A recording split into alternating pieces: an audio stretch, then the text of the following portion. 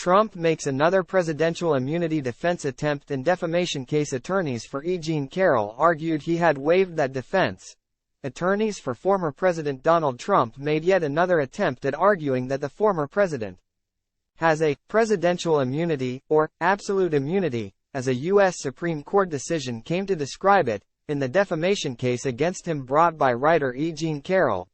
Michael Madaio said they had tried to raise presidential immunity 3 times and has been rejected by the courts 3 times, already, as judges heard arguments about whether presidential immunity was a defense that could be waived. Ms. Carroll had sued President Trump in 2019, accusing him of defaming her when he denied her allegations that he had raped her in a department store in the 1990s. The suit originally dealt with 3 statements, 1 issued by the White House, and 2 responses he gave to reporters. During the hearing, judges questioned attorneys for both sides on whether presidential immunity is a waivable defense, before only hypothetically addressing the issue of whether it applies to President Trump in this case.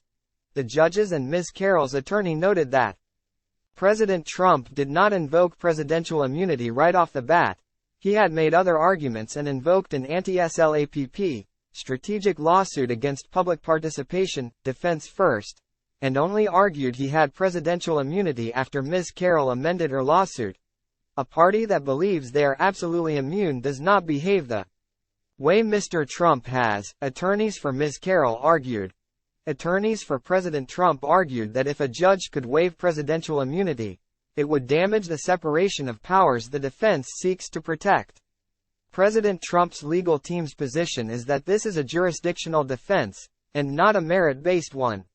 They argued that the case against President Richard Nixon, which resulted in the Supreme Court clarifying presidential immunity as absolute, rejected a subjective test for whether the immunity applies, which would have resulted in any president being put on trial to question whether he merited such immunity. Judges questioned whether this immunity would prevent any president from bringing a counterclaim if he wishes to. President Trump's team argued that the immunity is to protect the president in his ability to do his job, and would not preclude his ability to litigate if he wishes. The immunity protects the president from legal action, but doesn't prohibit him from bringing his own lawsuits. Time equals 400 Ms. greater than attorneys for Ms. Carroll argued the opposite, that if it was a defense that could not be waived, this could only aggrandize the judiciary, because it would bar the president from court even if he wanted to bring counterclaims.